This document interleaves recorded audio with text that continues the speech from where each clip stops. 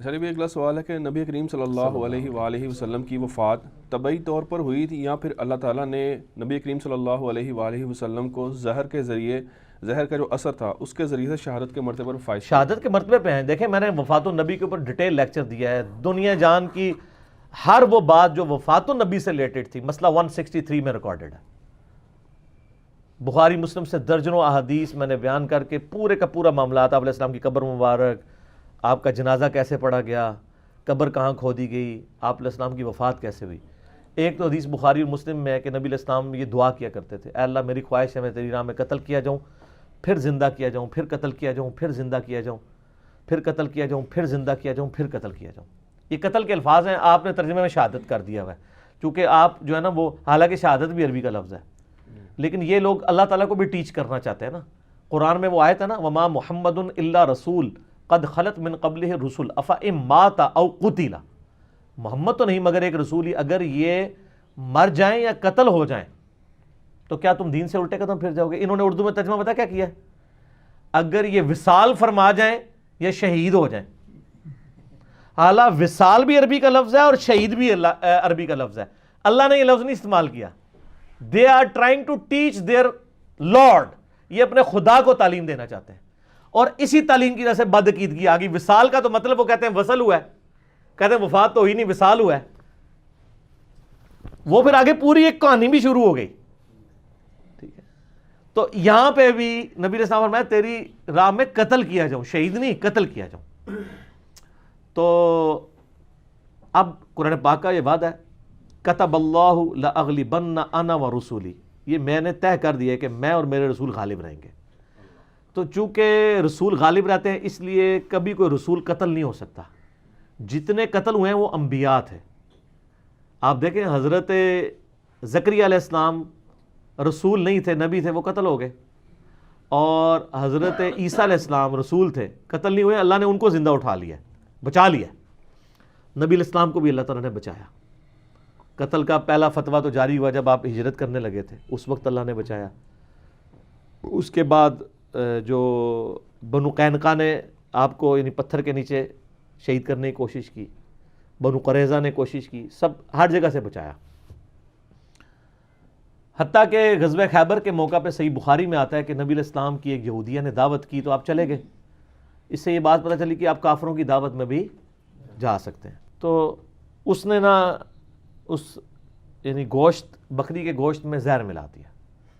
تو نبی علیہ السلام جب وہ کھانے لگے تو وہ گوشت کا ٹکڑا بول اٹھا کہ یا رسول اللہ آپ مجھے نہ کھائیں. اس وقت تک آپ زبان پہ رکھ چکے تھے تو آپ نے تھوک دیا لیکن پھر بھی اس کا اثر اندر گیا. اور ابو داؤد میں ڈیٹیل آتی ہے کچھ صاحب نے کھا بھی لیا اور اس میں سے کچھ شہید بھی ہو گئے. اس کے قصاص میں پھر یہودیہ کو قتل بھی کروایا گیا. آپ علیہ السلام کو بلایا، تم نے کیا حرکت کی ہے؟ ان کا ہم نے آپ کو چیک کرنا تھا کہ آپ اللہ کے رسول ہیں یا نہیں ہیں. اگر آپ اللہ کے رسول ہیں تو اللہ آپ کو بتا دے گا کہ اس کے اندر زہر ہے، اور اگر آپ نہ ہوئے تو آپ سے ہماری جان چھوٹ جائے گی. ایمان پھر بھی نہیں وہ لے کے آئے. دل بے ایمان تے اجتا ڈھیر، جس کا دل بے ایمانی پہ اترا ہوا ہے لیم ایکسکیوزز بہت وہ ڈیوائز کر لے گا. یہ وقتی طور پر زہر کا اثر ڈائلیوٹ ہو گیا، لیکن 4 سال کے بعد 11 ہجری میں صحیح بخاری میں ہی ہے کہ اما عائشہ کہتی ہیں کہ نبی علیہ السلام اپنی وفات کے دنوں میں کہتے تھے کہ 4 سال پہلے جو مجھے زہر دیا گیا تھا وہ مجھے مسلسل تکلیف دیتا رہا ہے لیکن اب تو وہ میری رگیں کاٹ رہا ہے. تو آپ علیہ السلام کو اللہ تعالیٰ نے آنرری طور پہ اس زہر کا اثر لوٹا کر شہادت کے درجے پہ فائز کیا. اگر وہ والی شہادت اسی وقت بھی ہو سکتی تھی، یعنی شہادت کے درجے تک پہنچانا تھا، تو نبی علیہ السلام یعنی شہید ہوئے ہیں. اور لیکن یہ شہادت وہ والی نہیں ہے کہ کافروں نے آپ پہ غلبہ پایا ہو. اللہ تعالیٰ نے ایک بہانہ بنایا آپ علیہ السلام کو دنیا سے اٹھانے کا، آپ نے شہید تو ہونا ہی تھا. ٹھیک ہو گیا. علی بھائی اگلا سوال ہے کہ نبی صلی اللہ علیہ وآلہ وسلم کی وفات کے بعد اس امت نے آخر آل محمد صلی اللہ علیہ وآلہ وسلم پر اتنا ظلم کیوں کیا، جبکہ غدیر خم کے اوپر نبی صلی اللہ علیہ وآلہ وسلم نے اتنی تاکید فرمائی تھی کہ میرے اہل بیت کا خیال کرنا، تو پھر کیوں نہیں خیال کیا گیا؟ سارا مولویوں کا قصور ہے، ان سے پوچھیں جا کے، میرا تو کوئی لینا دینا نہیں ہے. یہ تو یعنی بہت بڑا ٹاپک ہے. میں نے اسی محرم الحرام 1440 ہجری میں مجلس نمبر 28 ریکارڈ کروا دی ہے سنی شیعہ کنفلکٹ اور محرم کے اوپر. ظاہر ہے یہ بہت سیریس کوسچن ہے. کہ نبی علیہ السلام اپنی وفات سے 2 مہینے پہلے کہہ رہے ہیں غدیر خم پہ، صحیح مسلم میں اوپر تلے 4 حدیث ہیں 6225 سے لے کے 6228 تک، کہ میں اپنے بعد تم میں 2 بھاری چیزیں چھوڑ کے جا رہا ہوں، ان میں سے پہلی چیز اللہ کی کتاب ہے، اس میں ہدایت ہے، اس میں نور ہے، تم اللہ کی کتاب کو پکڑو، اپنا تعلق اس کے ساتھ مضبوط کرو، یہ اللہ کی رسی ہے، جو اسے پکڑے گا ہدایت پہ ہوگا، جو چھوڑ دے گا گمراہ ہو جائے گا۔ اور دوسری بھاری چیز میرے اہل بیت ہیں، میں اپنے اہل بیت کے معاملے میں تمہیں اللہ کا خوف دلاتا ہوں، 3 دفعہ آپ نے فرمایا۔ لیکن امت نے نہ قرآن کو پکڑا اور نہ اہل بیت کو چھوڑا پنجابی والا کہ سب کو چن چن کے شہید کر دیا۔ تو یہ بہت بڑا ایک المی ہے، اور اسی چیز نے امت کو پھر ایک نہیں نہ ہونے دیا۔ صدیوں سے مسلمان آپس میں بٹے ہوئے۔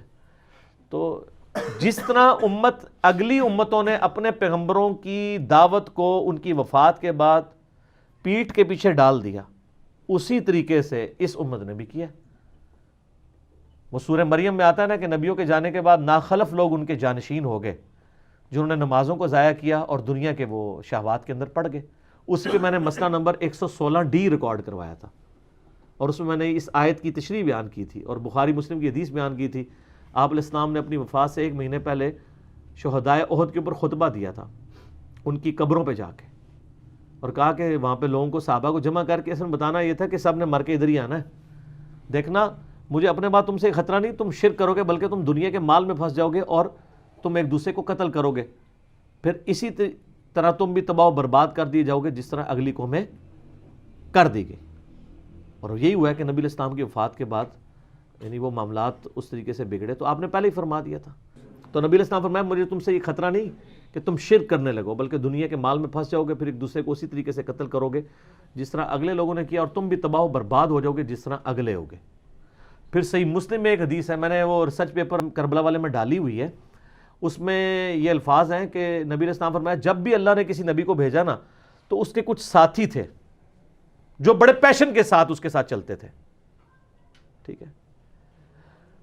پھر جب اللہ تعالیٰ نبی کو اٹھاتا تھا اور وہ ساتھی بھی اٹھتے تھے، پھر ایسے لوگ ان نبیوں کے جانشین بن جایا کرتے تھے کہ جو وہ کرتے تھے جس کا حکم نہیں ہوتا تھا، اور جس کا حکم دیا گیا ہوتا تھا اس کی مخالفت کرتے تھے۔